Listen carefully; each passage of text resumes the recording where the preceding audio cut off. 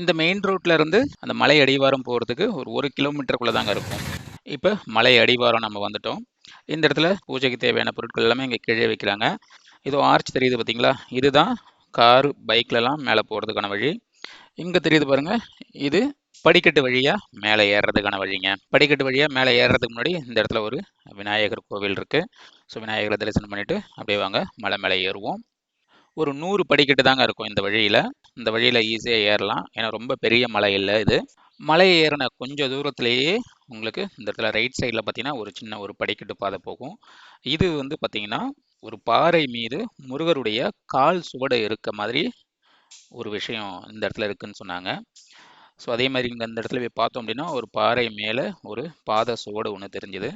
இது முருகருடைய பாத சுவடு அப்படின்னு இங்கே இருக்க பக்தர்களால் நம்பப்படுதுங்க. ஸோ இதுக்கேற்ற மாதிரி ஒரு சின்னதாக ஒரு சுற்று மதில் மாதிரி ஒன்று அமைச்சு இந்த இடத்துல வந்து தனியாக பிரித்து வச்சுருக்காங்க. படிக்கட்டு பாதை வழியாக நீங்கள் மலை ஏறுறீங்க அப்படின்னா இந்த இடத்தையும் கொஞ்சம் பார்த்துட்டு போங்க. ஏறி வந்தோம் அப்படின்னா இந்த இடத்துல தாங்க அந்த முருகர் கோவில் இருக்குது.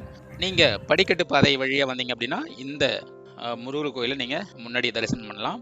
காரில் பைக்கில் வந்தீங்க அப்படின்னா முருகர் சிலை கட்டியிருக்காங்க இல்லைங்களா, அந்த இடத்துல நீங்கள் முதல்ல இறங்குற மாதிரி இருக்கும். அங்கேருந்து நீங்கள் நடந்து வர மாதிரி இருக்கும் இந்த கோவிலுக்கு. இதுதாங்க கோவிலினுடைய உட்பகுதி.